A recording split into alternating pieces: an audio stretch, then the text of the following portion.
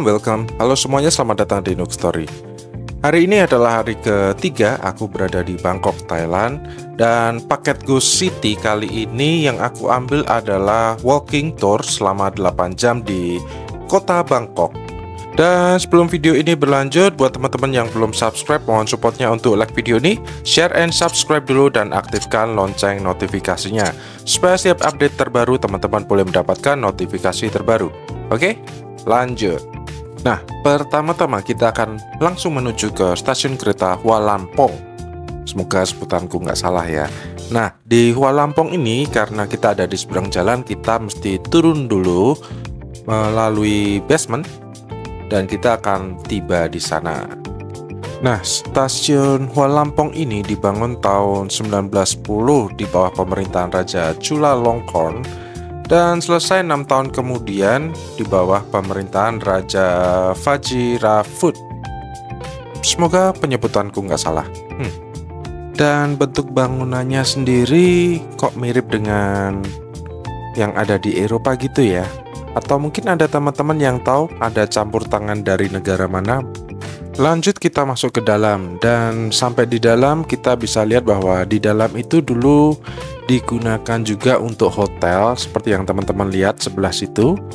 Hanya saja untuk saat ini hotel ini sudah tidak difungsikan dari beberapa dekade yang lalu, dan kita juga masih bisa menyaksikan beberapa lokomotif-lokomotif tua yang masih dipasang di tempat ini. Hanya saja ini sudah tidak berfungsi, hanya untuk pameran aja.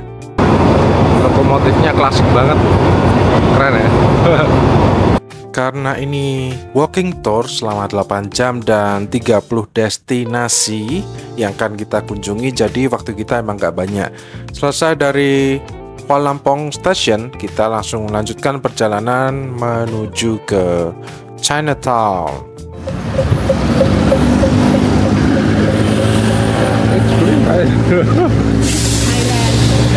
You have to be careful when it's green. Look and do like me, because there's a lot of motorbike come and sometimes they run over and then they stop. Green light, you know. Jadi tour guide tadi menerangkan bahwa di sini Thailand, di mana sekalipun kamu menyeberang di tempat yang benar dan lampunya sudah hijau, kamu tetap harus mengadangkan tanganmu supaya mereka mau berhenti. Di Indonesia sekalipun aku mengadangkan tangan juga nggak ada yang berhenti tuh. Jadi kami sudah terlatih. Akhirnya kita tiba di Chinatown. Perjalanan dari stasiun Hua Lamphong itu paling jalan cuma sekitar 800 meter, nggak gitu jauh. Cuman emang cuaca di sini lagi panas-panasnya nih. Kita langsung masuk lebih dalam lagi, dan di sini kita bisa lihat patung Optimus Prime. Dan aku tanya kenapa ada patung Optimus Prime. Jadi ternyata kita memasuki daerah di mana di sini adalah daerah spare part otomotif. Jadi memang tujuan patung tersebut untuk menandakan bahwa di sini lokasi spare part otomotif. Dan di tengah-tengah Chinatown ini ada salah satu rumah besar yang tampak sudah kuno, tapi ini dulu adalah rumah salah satu orang yang paling berpengaruh di Chinatown ini. Lanjut kita masuk ke dalam. Di sana kita akan menuju ke kampung yang isinya itu penuh dengan mural di dinding-dinding, tapi kali ini muralnya memang digarap dengan serius karena bisa terlihat bahwa gambarnya cakep-cakep, bagus, dan kita bisa nikmatin gambar-gambar di sini. Bukan sekedar coret-coret gak ada arti gitu. Selain itu di dalam kampung sini banyak bangunan-bangunan kuno yang cocok banget buat foto-foto, buat background foto gitu, bagus karena emang unik. Selain itu juga banyak mural di mana-mana dan muralnya itu benar-benar niat. Bahkan di sini aku pikir cuman bangunan biasa, ternyata enggak. Di sini coffee shop. Iya bener, coffee shop. Daripada penasaran kita masuk, karena itu aku lihat dari luar kok kayak ada spare part ya. Ini coffee shop atau bengkel sih? Oke, setelah aku masuk ternyata emang konsepnya seperti itu. Lanjut kita naik ke atas karena emang coffee shopnya ternyata memang ada di atas.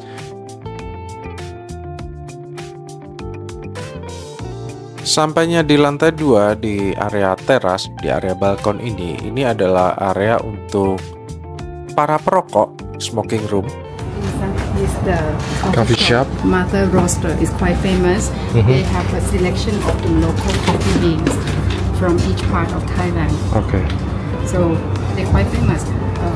Lately they have the Japanese Can I try? Thailand coffee event. Yes, you can. Take a look. Next time when you come.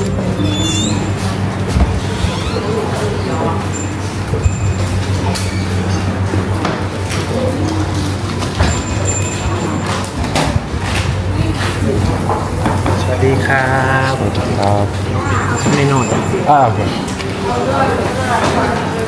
Can I get the do you have an Americano? Hot or ice? Hot. Hot Americano. Okay. Yep. Shoot the bean local or import?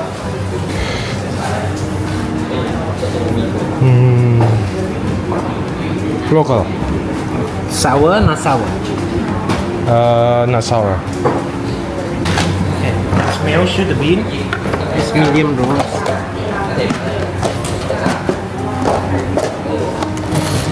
This dark roast. This one. Okay. Ampuni dia ya Bu, sepuh. Dia belum pernah lihat biji kopi Bu, sepuh. Oke, awalnya aku kesini untuk pesan hot americano, tapi mengingat di sini temperaturnya itu panas banget, sekitar 37-38 kalau nggak salah. Jadi aku ganti dengan ice americano, pas banget. Oke, selesai ngopi, kita langsung jalan dari coffee shop itu cuma jalan sekitar 25 meter. Kita sampai di ujung sungai dan di ujung sungai ini kita bisa lihat ada kuil Buddha, tapi bukan ala Thailand, cuman ala Cina. Dan di sini malah aku gagal fokus dengan motor satu ini. Bentuknya kayak Vespa, tapi ini dari Honda. Ada yang tahu ini Honda apa? Karena ini bentuknya keren banget ini cuy. Sorry. Oke, fokus. Dan di sini di kuil ini sama-sama kuil Buddha, tapi bukan ala Thailand, tapi ala Cina sana. Emang bedanya apa? Gini. Jadi kuil Buddha yang ala Cina ini biasa penyembahannya itu dengan bakar-bakar dupa, sedangkan kalau yang Thailand itu dengan air. Beda. Oke, selesai dari kuil tadi kita langsung pergi. Dan di sini kita bisa temuin ada kayak kuil, tapi sebetulnya bukan kuil. Ini coffee shop. Memang dari bangunan lama. Jadi dulu di sini adalah rumah bangsawan. Bisa dilihat di situ ada kolam renang dan di atas itu coffee shop. Dari coffee shop kita lanjutkan perjalanan masuk ke dalam, lebih dalam ke kampung ini, dan bisa kita lihat di situ ada kuil-kuilan mini, entah itu buat letakin sesajen atau gimana. Dan di tengah kampung kita bisa lihat ada ikonik kampung ini berupa mobil berkarat. Sebutannya apa? Lebih enak gitu ya. Dan ternyata memang banyak yang ajak foto di sini. Dan ini adalah peta dari kampung ini dan besar juga.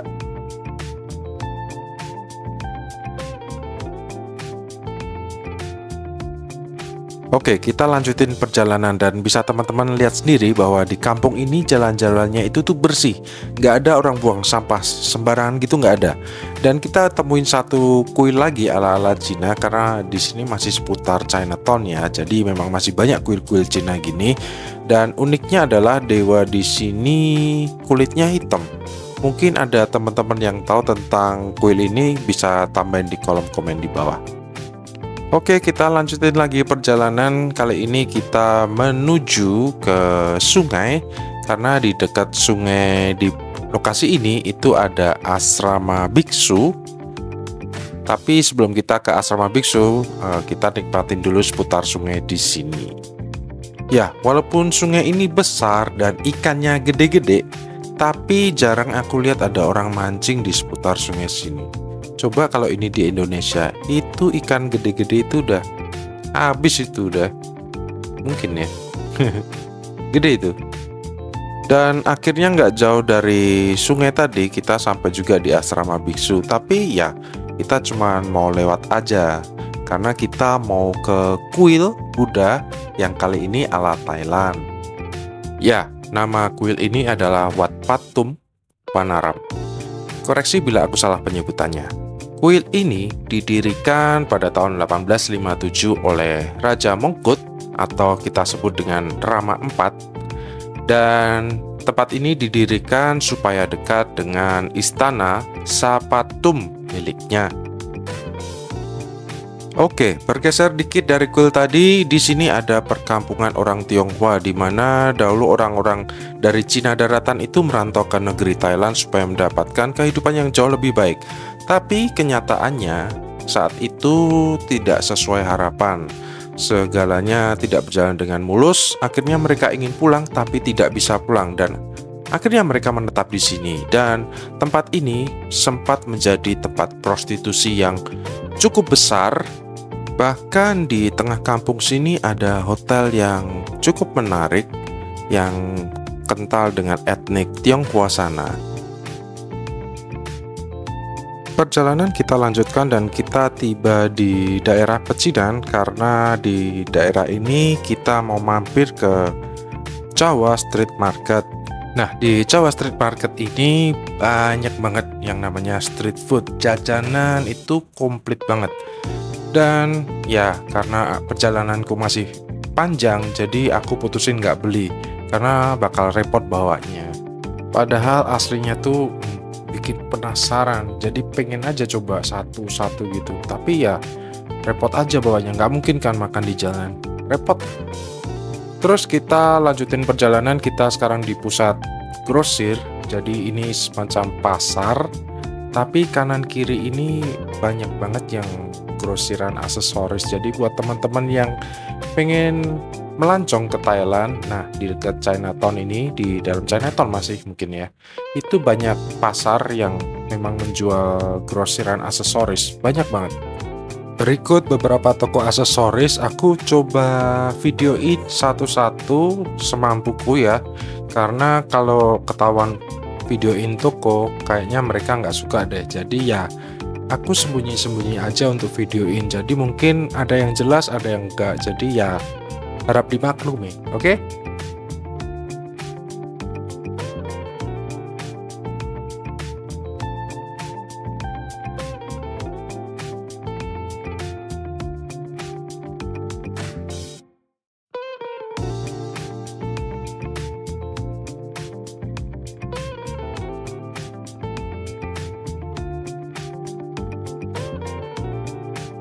Nah, aku kira pusat grosirnya udah selesai nih. Ternyata di seberang jalan itu masih ada satu blok lagi yang gede juga, nggak kalah gede sama yang tadi. Itu sama isinya pusat grosir aksesoris, entah itu aksesoris handphone, aksesoris yang aneh-aneh, banyak. Bahkan beberapa pernak-pernik atau alat-alat yang sering aku lihat di TikTok itu banyak juga di sini. Mungkin buat teman-teman yang penasaran, teman-teman bisa datang langsung ke tempat ini. Siapa tahu ada dagangan yang menarik yang bisa teman-teman pasarin.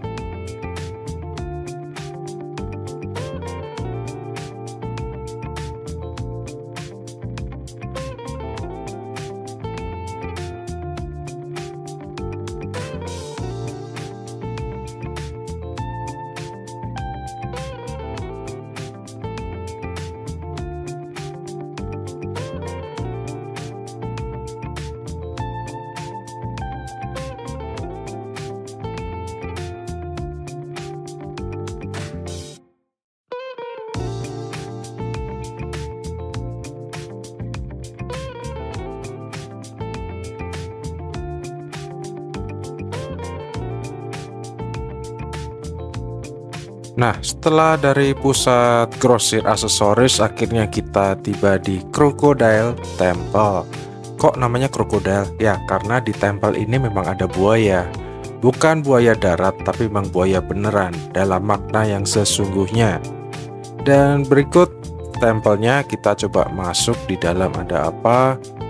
Ya, di temple ini guide-nya menjelaskan bahwa patung Buddha memang harus diletakkan di tempat yang lebih tinggi. Padahal di daerah Thailand, guide-nya mengatakan bahwa di daerah Thailand ini flat, nggak ada gunung. Jadi memang harus dibikin seperti itu.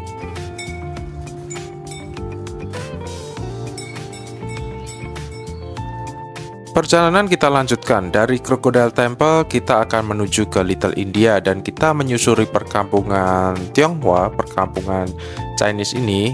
Dan di sepanjang gang ini bisa kita lihat ada banyak lukisan yang menceritakan tentang sejarah kampung ini. Bahkan kita bisa lihat setiap 10 meter itu selalu ada lukisan dan lukisan dan lukisan di sepanjang gang ini. Bahkan bisa kita lihat di tengah kampung sini masih ada hotel dengan nuansa etnik yang kental dengan di Cina sana, seperti ini. Dan akhirnya kita tiba di ujung gang, dan di tempat ini kita akan ketemu dengan bantaran sungai, dan di sepanjang pinggiran sungai ini bisa kita lihat banyak tempat yang asik buat nongkrong. We call this Klong Ong Ang. You can search for Ong Ang street Ong art. Ang. In the evening, people come out eating, drinking, sometimes music. Jadi seperti yang guide kita katakan bahwa di tempat ini memang sering buat nongkrong. Bukan sering, tapi memang buat nongkrong. Juga selain itu ada live music. Mungkin kalau sore hari ya, kalau jam segini kayaknya masih sepi. Cuman emang ciri khasnya street food gitu, seperti yang kita lihat di sini. Dan terlihat bahwa di tempat ini sudah merupakan campuran budaya antara Tionghoa dan India, karena emang kampungnya berdekatan antara kampung orang Tionghoa dan Little India.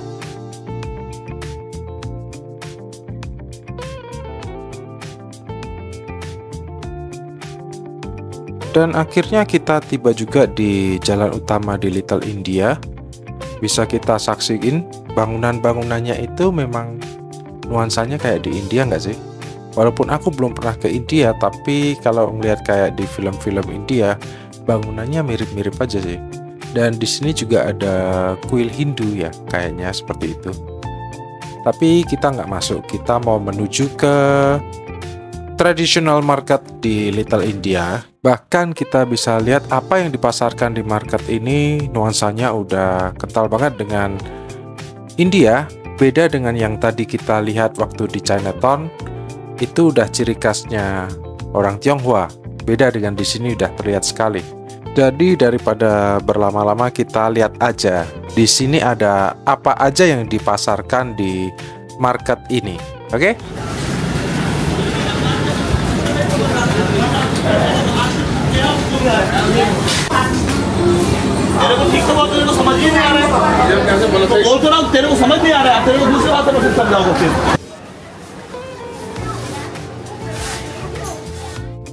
Oke, jadi slide snack-snack tadi belum lengkap tanpa tekstil.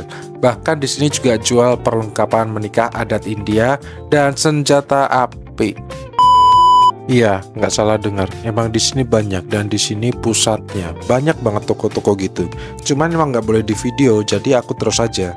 Dan akhirnya kita tiba di Prison Garden. Ya, taman ini dulunya bekas penjara. Jadi teman-teman bisa lihat di situ masih ada tower menaranya gitu. Tapi semuanya sudah dirubah. Nggak jauh dari Prison Garden kita bisa saksiin ada Giant Swing. Jadi ayunan raksasa ini setinggi 69 kaki atau 21 meter ini dibangun tahun 1780 oleh Raja Rama I. Fungsinya adalah untuk digunakan sebagai bagian dari upacara selama festival Brahman. Jadi para pria-pria yang berani ini diberi kesempatan untuk mengayunkan diri di tiang ini setinggi mungkin. karena pada ketinggian 50 kaki nanti akan disediakan koin emas yang bisa diraih. Dan festival ini biasanya diadakan pada bulan Desember setelah panen padi awal. Dan pada tahun 1935 akhirnya festival ini ditiadakan karena dianggap berbahaya. Nah, dari Giant Swing perjalanan kita lanjutkan. Kali ini kita menuju ke Loha Prasat. Di halaman depan kita langsung ketemu dengan bangunan tradisional Thailand yang nuansanya itu kental banget dengan nuansa Thailand. Dan ini adalah halaman depan dari Loha Prasat. Masuk ke halaman tengah kita akan ketemu dengan bangunan dengan banyak pilar ala-ala Yunani tapi dengan atap Thailand. Dan seperti yang aku katakan di awal bahwa ada dua perbedaan cara penyembahan agama Buddha di Thailand dengan di Cina. Kalau di Cina seperti yang kita tahu dengan bakar-bakar dupa, tapi kalau di Thailand sini dengan siram air seperti ini. Dan akhirnya kita tiba di depan Loha Prasat, Candi Loha Prasat. Nah, saat kami datang, lokasinya tuh kebetulan nggak rame, jadi enak aja buat ambil gambar. Berikut sejarah Loha Prasat. Jadi Loha Prasat ini dibangun awalnya tuh tahun 1846 di bawah pemerintahan Raja Rama III, namun nggak selesai. Dan penerus Raja Rama III terus melakukan upaya untuk meneruskan pembangunan.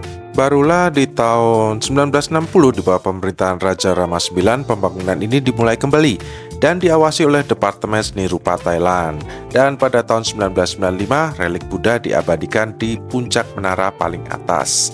Dan pada tahun 2007 dibuka untuk umum. Berikut biaya masuk ke Loha Prasat. Tapi kalau buat teman-teman yang ambil tour, harga tour biasanya sudah termasuk biaya seperti ini. Jadi Loha Prasat ini mempunyai arti sebagai istana logam. Jadi candi ini memiliki 37 menara yang semuanya dilapisi dengan logam. 37 menara ini sendiri mewakili dari Bodhipagya Dharma dalam agama Buddha. Dan Loha Prasat sendiri memiliki 7 lantai dibagi menjadi 3 tingkat. Di bagian paling bawah memiliki 24 menara. Sedangkan di bagian tengah memiliki 12 menara dan di bagian paling atas, tingkat paling atas ini memiliki 1 menara di mana puncak menara paling atas itu menampung relik Buddha. Berikut pemandangan yang bisa kita dapatkan di lantai 6 kalau nggak salah, 6 atau 5 ya, kayaknya 6 deh.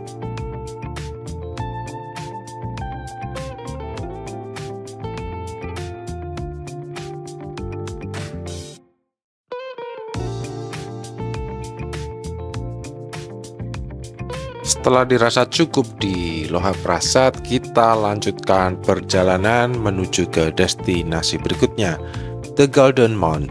Karena emang jaraknya nggak jauh, paling cuma sekitar 800 meter atau mungkin 1 kilo ya, kira-kira ya. Begitu selesai kita keluar dari Loha Prasat, ternyata turisnya rame. Untung pas aku datang sepi-sepi aja. Dan inilah tampilan depan Loha Prasat. Keluar dari area Loha Prasat kita akan ketemu dengan bangunan seperti benteng dengan nama Mahakan Fort. Tapi kita nggak ke sini, kita mau ke Golden Mount. Dan setelah sampai di area Golden Mount, nah bentuknya seperti ini. Dan ini areanya gede.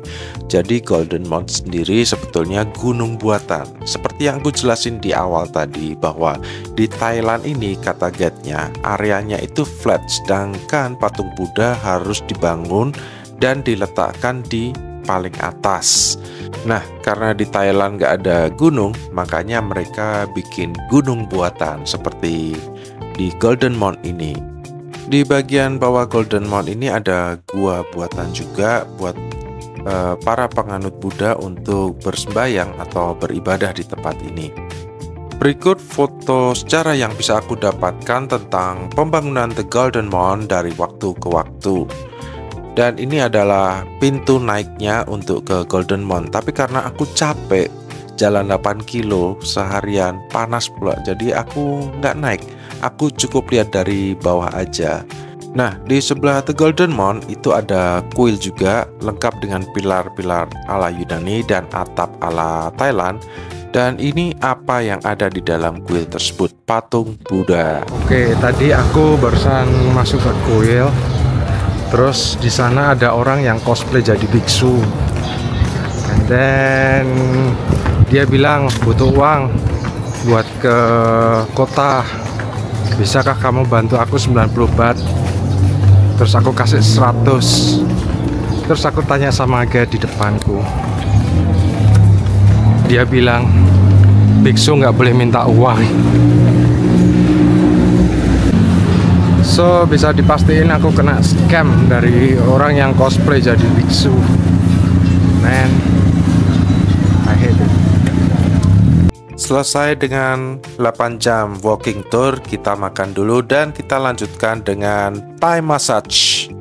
Yang pastinya Thai massage ini aku dapatkan setelah aku mengambil paket tour di Thailand selama 3 hari melalui GoCity. GoCity itu apa? Jadi buat teman-teman yang belum ngikutin videoku yang sebelumnya, aku saranin teman-teman buka videoku yang sebelumnya untuk tahu GoCity itu apa. Karena di video itu aku sudah jelasin secara terperinci bagaimana mendapatkan semua paket wisata selama 3 hari di Bangkok ini hanya dengan hampir 1,5 juta. Itu hitungannya murah, sudah termasuk dengan Thai massage ini.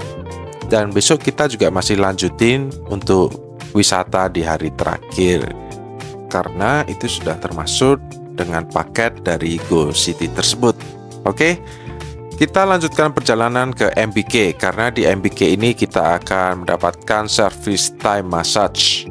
Jadi ingat, Thai massage ini kita dapetin juga melalui GoCity. Aku nggak di-endorse atau apapun, aku hanya menginfokan ke teman-teman cara yang lebih praktis, lebih mudah, dan lebih murah pastinya untuk mendapatkan tour di Bangkok selama 3 hari, supaya teman-teman juga dapat experience berlibur yang murah dan menyenangkan. Itu aja, John. Ambil paket di GoCity, aku pikir Thai massage-nya mungkin dikasih yang ecek-ecek, tapi ternyata enggak. Setelah aku lihat ke lokasinya, ternyata yang aku dapetin adalah Thai massage yang benar-benar eksklusif menurutku. Bukan hanya sekedar ala kadarnya kayak yang di pinggiran-pinggiran gitu, enggak. Tapi emang benar-benar pelayanannya juga bagus. Dan selama 3 hari di Bangkok melalui GoCity ini aku mendapatkan semuanya itu hanya dengan 1,4 juta sekian, hampir 1,5. Dan ini adalah kamar untuk Thai massage-nya, dan kita dikasih Thai massage itu 1,5 jam. Selesai massage kita dapat ini nih, manisan mangga dengan ketan putih. Tahu kan? Kita menutup hari ini dengan makan di kaki 5. Beneran di kaki 5, karena emang aku lagi tertarik dengan masakan di salah satu kaki 5 ini. Nggak tahu namanya apa, tapi kayaknya enak, makanya aku cobain. Karena ini daging-dagingan gitu, kayak direbus gitu, tapi di bagian atasnya juga bisa digoreng, kayaknya dipanggang gitu. Kelihatan enak kan? Oke, sekian video kali ini, saatnya undur diri. Nantikan postinganku berikutnya masih di seputar Thailand. Saya Emmanuel Nuk, pamit. Bye.